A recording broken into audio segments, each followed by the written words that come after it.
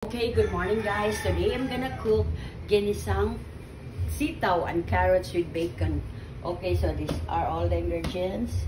Salt, black pepper, soy sauce, oyster sauce, carrots, water, sitaw, bacon, garlic, onions, and that's for garlic.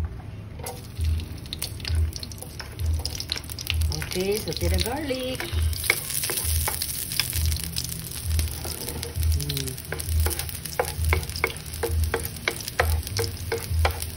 Then guys, the onions.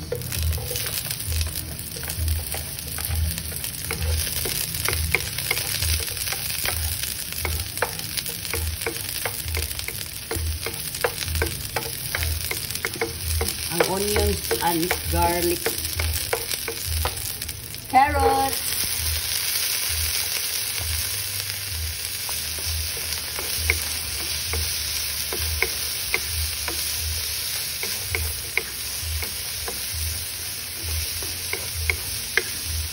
We're gonna add also the sitaw.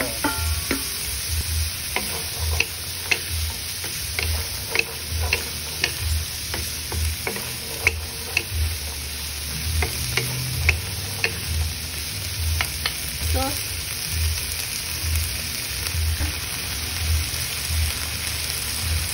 And some salt.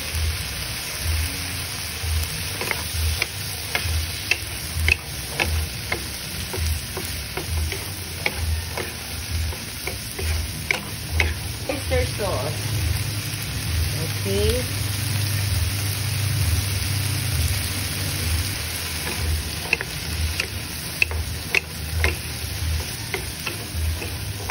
Look at that one. It's very yummy, colorful because of the carrots. Bacon.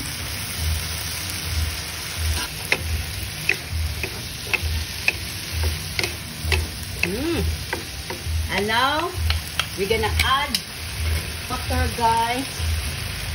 Okay, and sitaw. And now, guys, we're gonna simmer for how many minutes?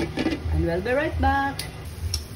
Okay, guys, at that one, our ginisang sitaw with and carrots with bacon is done. Okay, time. Okay. And then I'm gonna get a sitaw.